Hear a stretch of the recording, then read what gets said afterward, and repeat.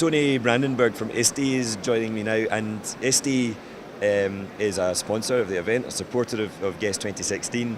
For a lot of educators, when you say the word ISTE, they think of a conference in America. They don't think of it being international in that regard, that you're in Dubai. Tell me a little bit more about what ISTE is doing, and in particular what ISTE is doing outside North America. Sure. I think the way to think of ISTE is really to think about ISTE as a community, and it's a global community. So it's a community of teachers, educators, administrators, coaches from around the world, and that community is growing. So the way to think of probably ISTE is, yes, there's a significant conference that's held in the US, but that complements much of ISTE's work around the world. ISTE supports ministries, ISTE supports ministers of education, and tries to build community that helps them develop their own goals and what they want to achieve. So you've taken quite a significant role in terms of helping support GESS 2016.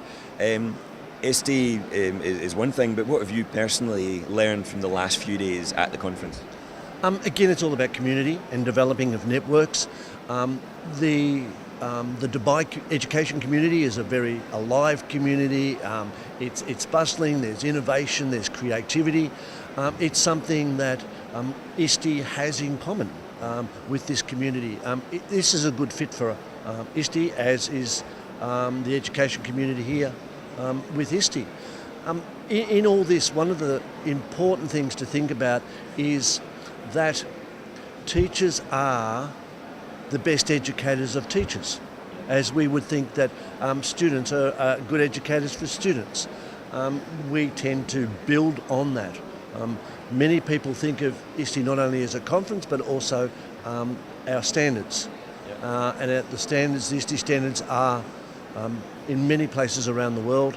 They're globally accepted, but what they really do is that they're the concrete that brings all these networks together. When you say the word standards, a lot of educators may roll their eyes and kind of think, oh, not another thing that we have to do.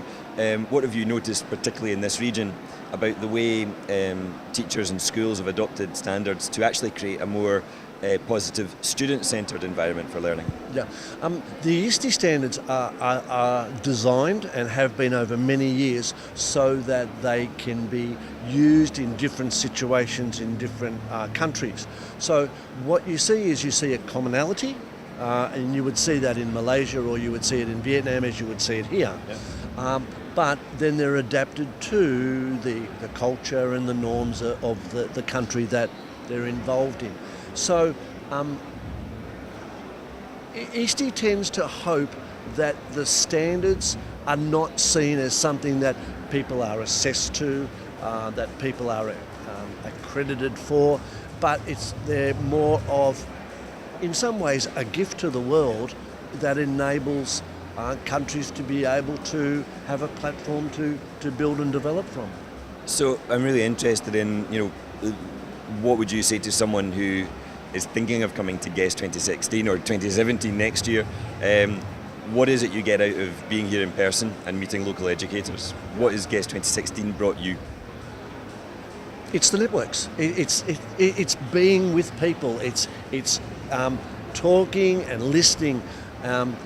There are so many creative, knowledgeable people out there that challenge your thinking. Stephen Heppel, as an example, as one of the keynotes. The opening ceremony with Her Highness and her thinking around teacher professionality, creating an education community, was so powerful and much to take away from. Thank you very much, Tony. And you can discover more about ISTE and the community with a simple search online and take part in this growing network of educators.